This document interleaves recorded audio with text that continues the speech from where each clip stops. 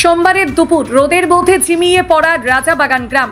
ধান খেতে কাজ করছিলেন এক গৃহবধূ। নিমগাছের ছায়ায় শরীরটা খানিকটা বিশ্রামে রেখেছিলেন। হঠাৎই একটা তীব্র যন্ত্রণা তার পায়ে।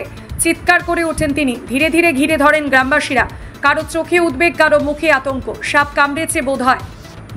কেউ মোবাইল বের করে অ্যাম্বুলেন্স ডাকলেন, কিন্তু জানা গেল দুর্গম পথ আর প্রাকৃতিক বাধায় আসতে দেরি হচ্ছে। মহিলার অবস্থাও ক্রমশ খারাপের দিকে যাচ্ছে। ঠিক সেই সময় বাইকে চেপে রাস্তা দিয়ে যাচ্ছিলেন মানবাজার থানার সিভিক ভলেন্টিয়ার অপু কটাল। দূর থেকেই দেখতে পান একদল মানুষ রাস্তার ধারে জটলা পাকিয়ে দাঁড়িয়ে আছেন। কৌতূহলে থামেন, জিজ্ঞাসা করেন কি হয়েছে। শুনে চমকে ওঠেন, সাপের কামড়। আর অপেক্ষা করলে মহিলার প্রাণ সংশয় হতে পারে। দ্বিধা না করে নিজের বাইকের পেছনে অসুস্থ মহিলাকে তুলে নেন অপু। এক হাতে বাইক আর এক হাতে মানবিকতা। ভাঙাচোরা 5 কিলোমিটার পথ পেরিয়ে পৌঁছে যান মানবাজার গ্রামীণ হাসপাতালে। হাসপাতালের দরজায় পৌঁছে দম ফেলেন। মহিলার চিকিৎসা শুরু হয় দ্রুত। এখন তিনি বিপদমুক্ত।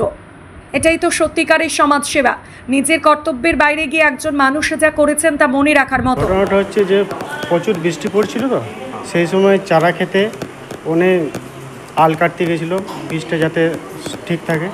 তারপরে হঠাৎ করে ওকে কী সাপে অ্যাটাক করেছিল বলতে পারছি না, কিন্তু কামড়িয়েছিল। কিন্তু সাপটা কি বিষধর সাপ বটে সেটা বলা যাচ্ছে না।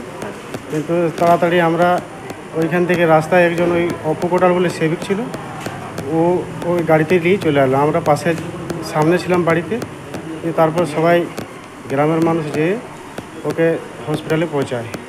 তারপরে হসপিটালে বলছে সাপে কাটিয়েছে, কী সাপে ওটা এখন ঠিক বোঝা যাচ্ছে না। ডাক্তার বলছে সাপে কাটিয়েছে। হ্যাঁ, চিকিৎসা চলছে, কোনো চিন্তার কারণ নেই। আমি শুধু আমার কর্তব্যটাই পালন করেছি, বলছেন ওই শিবিক। রয়েছিলাম, আমি রাস্তা দিয়ে আসছিলাম রাজাবাগান গ্রামে, দেখলাম অনেক লোক একসাথে জড়ো হয়ে আছে।